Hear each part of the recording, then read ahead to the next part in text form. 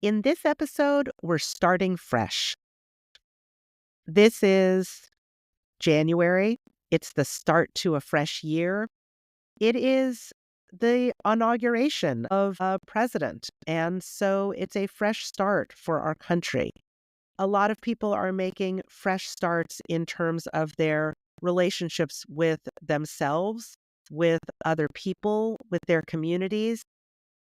Fresh start is an opportunity for us to reflect on where we are, where we want to be, and to give ourselves some support for getting there. So, welcome to a fresh start for Ready to Be Strong. I have a new co host, Elizabeth Scharf, and a new producer, Sarita Bhatt, who are co creating this podcast with me now. I am really excited about where we're going with it. I want to express appreciation to Pema Rocker and Haley Gray, who launched this podcast and now have moved on to some other projects. And I want to just say how grateful I am to Elizabeth and Sarita for moving into this project, and I'm excited to see where we go. Welcome to Ready to Be Strong. I'm Tania Israel. I'm Elizabeth Scharf. Together, we're broadening our minds, opening our hearts, and strengthening connection to face the challenges of living in a divided world.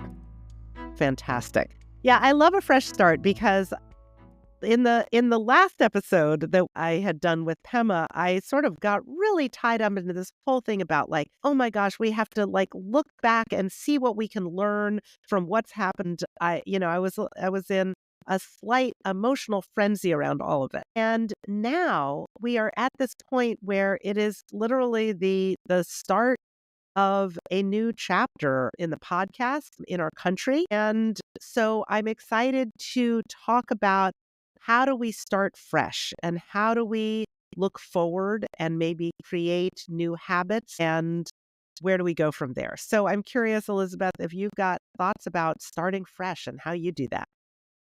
I do welcome and embrace fresh starts. To be honest, they're usually when the school year starts. I guess I'm a forever student, but I think it's timely to start anew and be fresh. And when I think about fresh start, I think about sort of getting back to my North Star. And some people have personal missions. I don't, mission statements, so to speak, but I don't. But I guess I usually I think back upon and forward on what matters to me and try to get back to that place of pushing out the noise of maybe negative things or things that got me on a tangent to the right or tangent to the left, and really brings me back to centering myself on what matters, family, friends, thinking about professional things that matter, and really prioritize them and focus on them. And so that's what I really think about when I think of fresh start.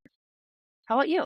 Well, I'm curious, is there something that you do to get yourself there? I know a lot of people it's January right now. Mm-hmm. So, people will make resolutions or how do you remember to make that shift?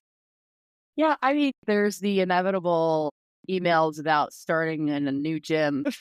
I got one today about starting your gym membership at the YMCA, like zero intro fee to start a membership. So I think there's things like that passively come into my life. And I think it takes a little bit more energy and effort to actively think about, no, what am I going to do? I don't necessarily need to passively join a gym. And so to be honest, I haven't done that yet. I think it starts with mental freshness. And like I said earlier to you, some of the ways I try to do that is going on a walk and looking at the ocean or being on the ocean because of that meditative effect that water has for me. So I think number one would be mentally getting fresh and doing certain things like that, being around the water. And then I think secondly is it's not that, but I'm a list person, and I love just jotting down. It doesn't have to be specific things at first, like I'm going to do this, this, and this, but values, or that's such a loaded word, but adjectives or things that ground me and center me. And jot those down sometimes at the beginning of a year and make sure that everything that I'm going to do in the next 12 months, it can be tied back to the things that really matter for me when I do that fresh start kind of rebuild. How about you? I tend to not be a New Year's resolution kind of person. I Hmm. know a lot of people are, but I do like, I was looking at Katie Milkman's book, How to Change. I don't know if you know this book, but she does so much great stuff about how to actually create new habits and make Hmm. changes in our lives. And one of the things that she talks about is a fresh start. And so you can do that like tied to a date, like New Year's Day or the first day of spring, or like you were talking about, like the beginning of school. And as an academic, my whole career has run on like first day of the quarter. And, so there are things like that that are anchors that can be helpful. And so I was thinking about how there are a lot of things like gym memberships and whatnot that will provide that for you. And a couple of years ago, like my New Year's resolution was like buy a hair dryer, listen to a lot of Taylor Swift, and write a book. So some of those things easier to do than others, but I did manage to accomplish all of those things. So not necessarily resolutions, but I do like to think about what has come from the past year and what am I looking forward to. And then what I find particularly helpful are things that support those habits that I want to create for myself.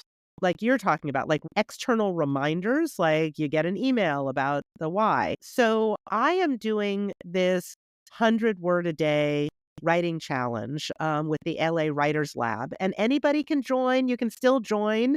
And you sign up and you get a couple of things. Like one is an email every day, like prompting you to write 100. And then you go to this website where you just say, yes, I wrote 100 words today. And there's like a community of other people. You can see all the other people who are participating in it. And this is one of the best things. There are fabulous prizes. So if you write, every day or, most of the days, then you're in the running for these prizes. But even if you write this many days, but the grand prize is a writing retreat in Tuscany, which I went on that writing retreat a couple years ago, and I'm like, oh yeah, I want to win that. But also really happy to win the other kinds of things that are offered. They're all good supports for writing. So I think, fresh start is a good thing because I've done this for the last several years. But at the beginning of the year, it's like, okay, I didn't write every day last year. I missed a bunch. But today, fresh start. We're starting at zero and I can write, every day or even most of the days and be eligible for the prizes and the support. You said a couple things that popped out in my head. One is prizes. I know you love prizes now. That's a good thing to learn about you. So the other thing is you talked about looking back. And I wonder if do you always have to look back to think about what your fresh start is going to look like going forward? That's a great question. I've been thinking a lot about releasing Mm. the past rather than like getting into the minutia of it and doing all the examination. I feel like I did a bunch of that after the election. There were a bunch of Mhm. episodes that were like, let's look at this and let's try to understand and let's learn something from it. And now I'm like, okay, did that. Let's start fresh. And how do we want to start with a clean slate? And Mm. I was thinking about this on a number of levels, but one thing that happened at the end of last year is, so my mom had passed away several years ago, and I had a bunch of her stuff in my house that I was able to release in December. And once I released it, I was able to then get rid of all these just perfectly good boxes that I've, had in my storage room. And I was like, Mhm. I don't need all these boxes. So it started other things in motion. So it wasn't necessarily about going through and examining all of the things, but recognizing what I still had from the past that I was hanging on to, letting go of that. And then that kind of shifted things to just make room for more release. And Mm. once I release more things, I don't always know exactly what I'm inviting in, but often there will be opportunities that are then created. I mean, I'm talking about sort of space in my house opportunities, but that's also in terms of like opportunities that we have in terms of where we're putting our time and energy. I like the word release because sometimes I think about when I think about fresh start, I think, oh, I got to look at my fresh start last year. I'm like, oh, I didn't necessarily do all the things like, you know, health wise I needed to do or this wise I needed to do. And then I like almost as if it was a to do list. And I'm like, all right, I'll bring those to 2025 and just continue to hammer at that. Right. And so I like the word release because it really is almost, it's like, okay, that's separate. That is separate from what really I want to, not blocking out the past, but just clean slate, clean slate it. So it's not necessarily always just improving on what I didn't do last year. You know what I mean? So the release is I really like that. I'm gonna take that with me. And the other thing that you said that really struck me was thinking about what makes it stick. And for you, prizes comes up. I would love to see how the prize incentive goes. Um, I'm not sure prizes is for everyone. I definitely would be enticed by prizes too. Depends on what prize though, to be honest. But I think about it does bring me to that question, like what makes it stick? And I think it could be different for everyone, right? Or do you think everyone would be incentivized by prizes? What do you think? Well, I think that there are a lot of different things, and that's where it is helpful to know ourselves in some Mhm. ways, what's going to motivate us. Like I get myself to exercise by watching Buffy the Vampire Slayer while I'm spinning, and I only let myself watch Buffy when I'm spinning. And so actually, okay, I just have to recommend Katie Milkman's book How to Mhm. Change because she talks about this like tying in something that feels like a reward with something that you're trying to get yourself to do more. And so I think that there are a lot of things like that, but I guess I guess the question with fresh start is like, okay, if there's something that's not working, Mhm. then what do you have to do to shift it? And then I guess the maintenance of it is maybe a different thing than what initially allows you to bring it in. Yeah, that's true. I to that example, I used to say like if I want to move my body more, especially during the pandemic, excuse me, my reward or my prize, so to speak, would be listening to my favorite podcast, which sometimes was yours. And that made it stick, like knowing that I had that content to listen to and move my body for the hour that I really wanted to. So yeah, I hear you. I think about all the people that are starting fresh next week in Washington, DC. And I wonder if they feel like they're starting fresh as well and what's going through their minds, both the folks in the new administration and those out. What do you think is going through their minds in DC?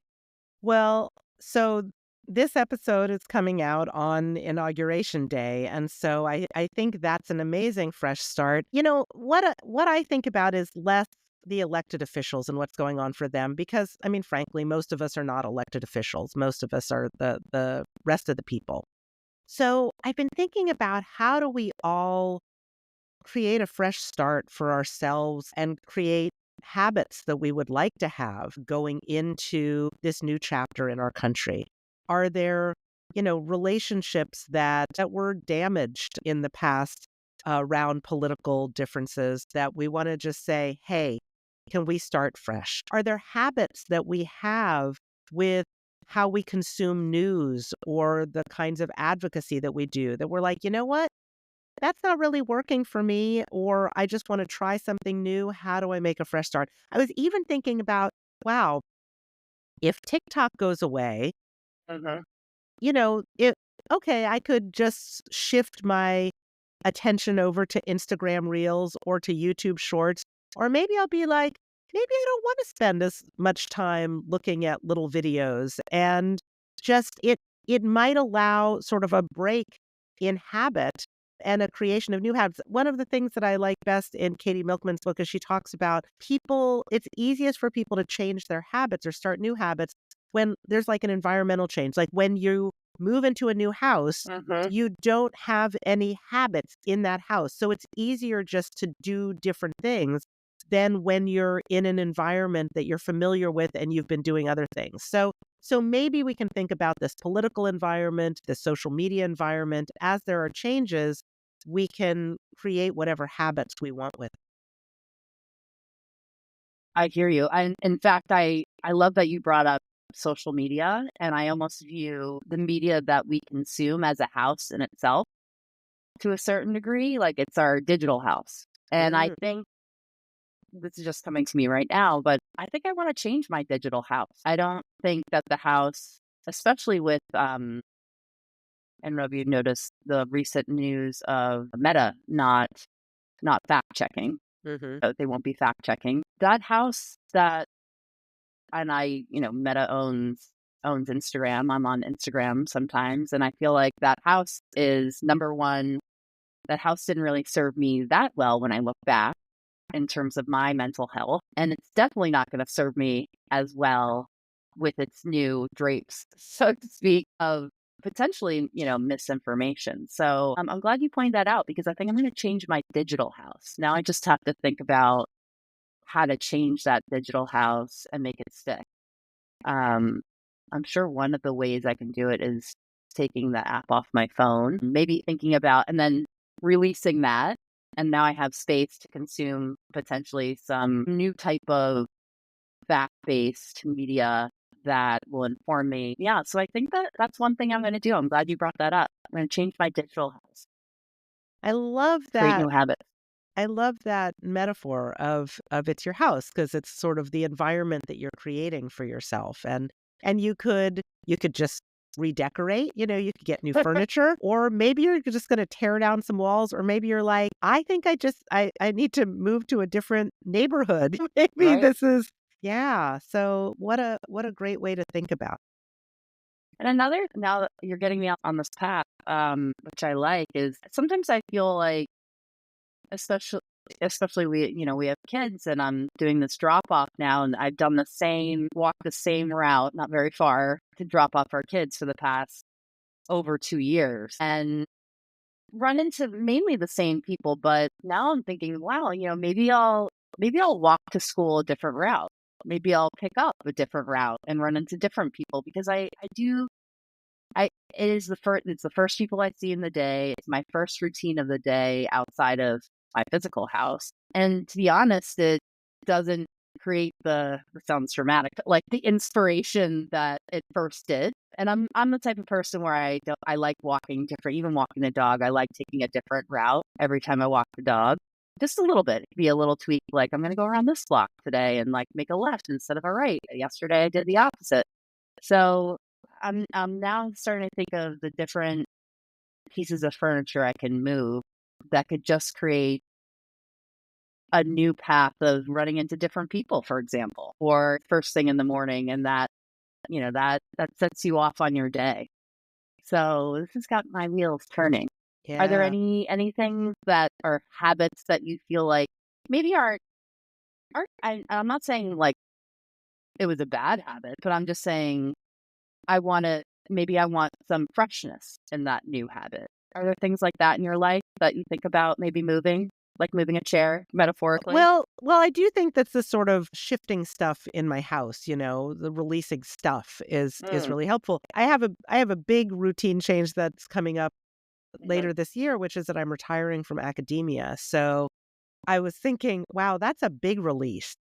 That's mhm, a big opportunity for shifting. And I think for me, sometimes I don't always know what's going to come in when I release things. And I think that's okay. As long as, like, I loved, you talking earlier about your North Star. I mhm, think if we have intention, I'll just speak for myself, when I have intention and I don't necessarily need to say, when I stop doing this, I'm going to fill up that time with all of these other things. I'm actually looking forward to sort of creating an opening so that I can just have some spaciousness and then see a little bit. But I also am a big fan of ritual. I was mhm. thinking about the inauguration. I was thinking about how much ritual is involved in the inauguration. I thought, okay, there are reasons for that. There are reasons that it's useful to have some process that we go through where there are things that this is how this is done to hand off a presidency, or but also maybe in our own lives, some ritual is helpful to do that. I was thinking, Marie Kondo talks about, when you're getting rid of something, to thank it for the service that it provided for you. So Mhm. I've been thinking about that. I've been getting rid of books from my office on campus, and just thinking about embodying in some way this shift that's going on in my life. And so I don't know. I don't know if rituals sort of make sense to you as a way of creating a fresh start. Oh, absolutely. I'm a big person, big proponent of ritual.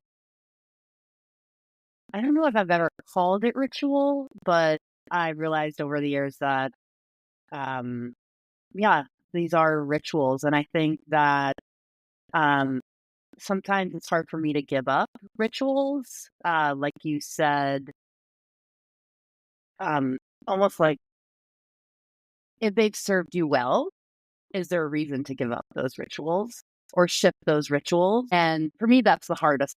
That's the most challenging thing. But there are some rituals that I did when I was 20, and should I still be doing them at, you know, let's just say many years later? Do they still serve me? So I think sometimes I think about, when I'm doing fresh starts, do these rituals still serve in the way that they did, say, 20 years ago? When you were talking about having the shift, when you talked about no longer even like physically going to the academic institution that you had been working at for so long, do you think about the people that you're not going to see anymore? Or do you think that, like, okay, now I have space to meet new people? Or are you going to miss that kind of ritual, seeing certain people on a every other day or weekly basis?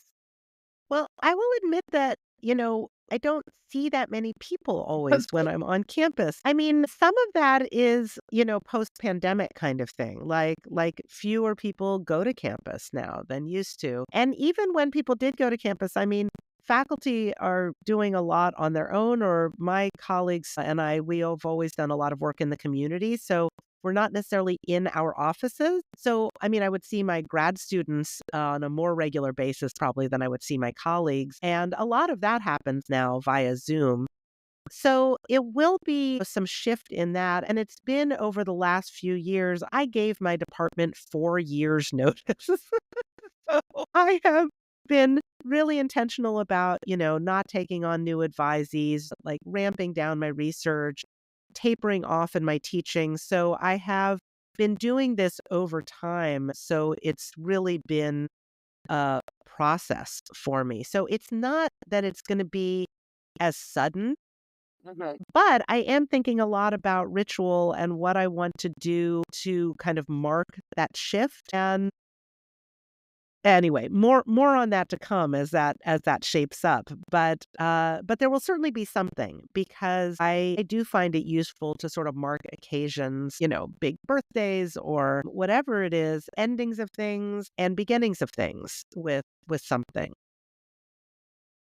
That's good. I like that rather than just like have it taper off and like have a slow death demise of whatever it may be. That brings me to something when I think about fresh starts, which is people. And we've talked a lot about objects and maybe routines and rituals, but we haven't talked about people and fresh start with people. What kind of I have some thoughts around it, but I'm just wondering Oh no, what tell, comes what tell. I well I want to hear what your I thoughts.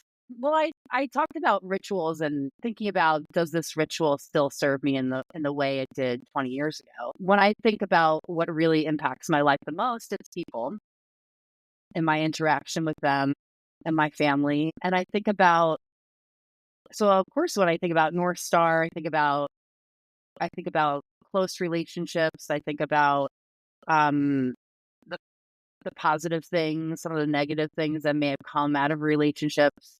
And I hate the word evaluate, but I think, or I don't do it enough. Think, is this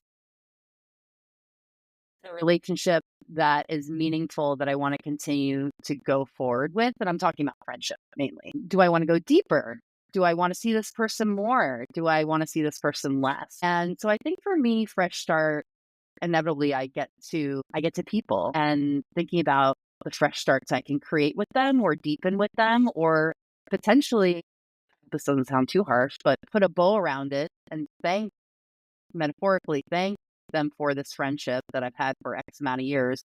And it served me well and it served us well and we grew together, but maybe it doesn't in my fresh start. What do you think about that? Is that too harsh?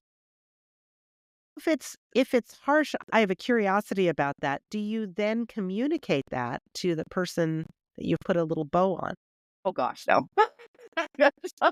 No, but I think that I I view relationships sometimes as passively saying yes to things or actively asking people to do something. And I'm trying to be more in the latter than the beginning, passively saying yes. So because you could fill your whole week passively saying yes. Like even if it's like an invite to, I don't know, a get together with 20 other people, right? So I want to do more of thinking about for the people that I want to either deepen a relationship with or even just to get to know. There's a lot of people I see probably, I don't know, tens of people every day. N- A lot of them, I see them every day. It's part of my routine or my ritual to see them. And maybe I don't even know their name. Maybe it's asking people, hi, or introducing myself and just fresh starting with new new new characters in my life and new people to get to know.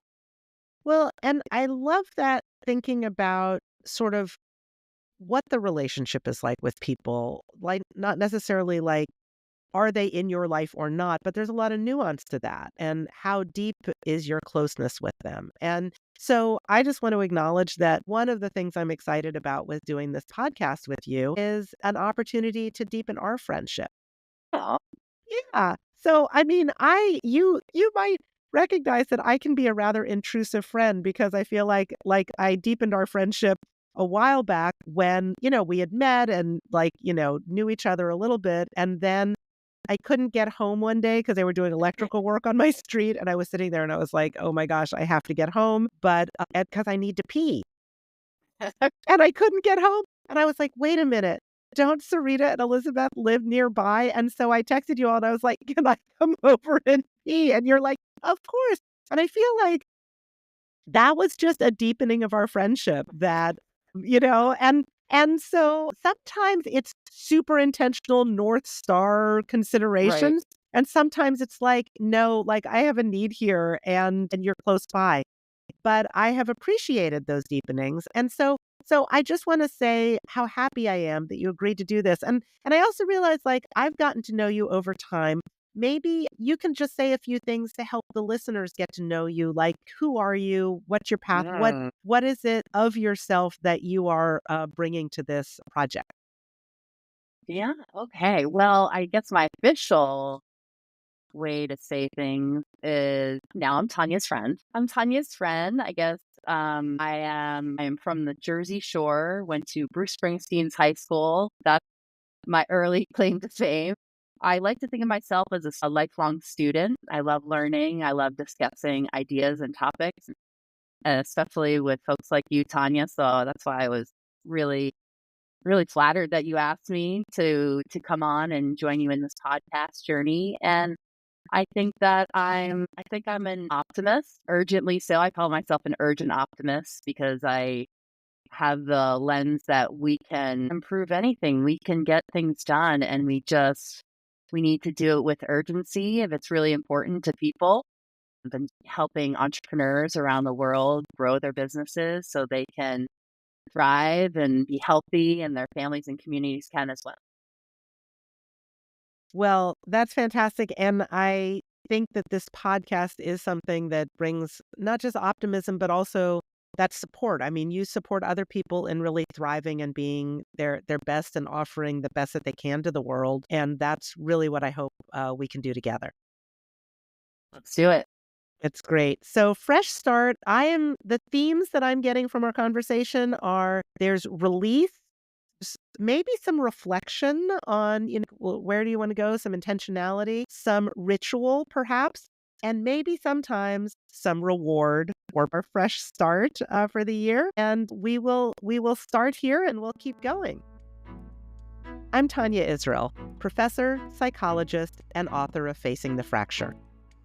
Are you ready to be strong? And I'm Elizabeth Sharp, social entrepreneur and urgent optimist. Make your choice. Ready to be Strong is brought to you by me, Tania Israel. Me, Elizabeth Sharp. Produced by Sarita Bott. Our theme music is by Jeff Marcel at Premium. Don't forget to bring this conversation into your circles. Rate and review the show wherever you're listening. And most importantly, share this episode with a friend.